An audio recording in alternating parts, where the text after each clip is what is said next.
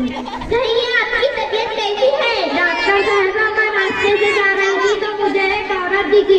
वो एक अखबार पढ़ रही थी तो उसे दिख नहीं रहा था, तो उन्हें जेब में से चश्मा निकाल कर लगाकर पढ़ा तो उसे पढ़ते आ गया। तो मैं भी ऐसा पढ़ सकूंगी क्या? हाँ हाँ, क्यों नहीं। चलो अच्छा हुआ, वरना अनपढ़ इंसान की कोई जिंदगी होती है मेरा। मुझे अच्छा चश्मा दो ताकि मैं अच्छा पढ़ सकूँ।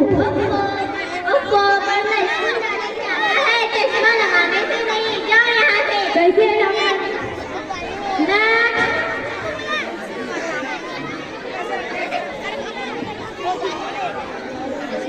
कैसी हो बहन, कैसी है आपकी अम्मी की तबीयत? अजी कैसी होगी, डॉक्टर ने सहायता तुमने कहा था कि दवा हिला के लेना। हम दोनों बहनों ने जो हमें हिला हिला की दवाई दी कि उनका दम खुल गया। अब हमसे दवाई भी नहीं ली जा रही। या अल्लाह, कहाँ फंस गई। अरे किसी को हलानी थी, मरीज को नहीं। जाओ यहाँ से। कहाँ से आ जाते हैं?